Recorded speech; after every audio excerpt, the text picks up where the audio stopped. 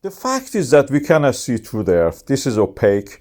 Even glow of the infrared cannot travel within the rock itself. You don't see the magma as hot glowing material.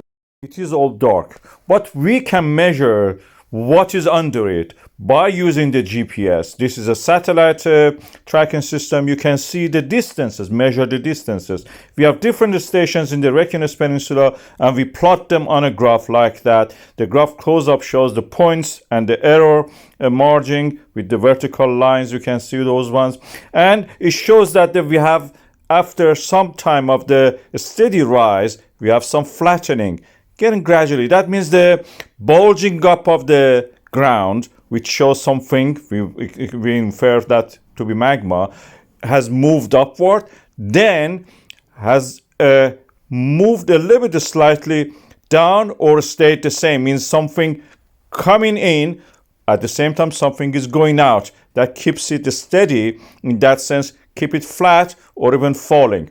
Depends on how much it comes, how much it goes out of that system. Svartsengi volcanic system is notorious for that over the past several months. This is a rift valley. I'll call it Grindavik Rift Valley. Face of the rifts, fault lines, we can see them. There are numerous of them. This is just a cartoon showing the simple version of it, superimposed on the aerial photographs by the Meteorological Office of the Iceland. This is the range, this is the basin. Typical setting for this kind of magma movements and the rifts and the faults. Svartsengi Blue Lagoon, we have a rise uplift, then sideways movement of the magma, creating seals at this stage. It seems is not rising to erupt to the surface.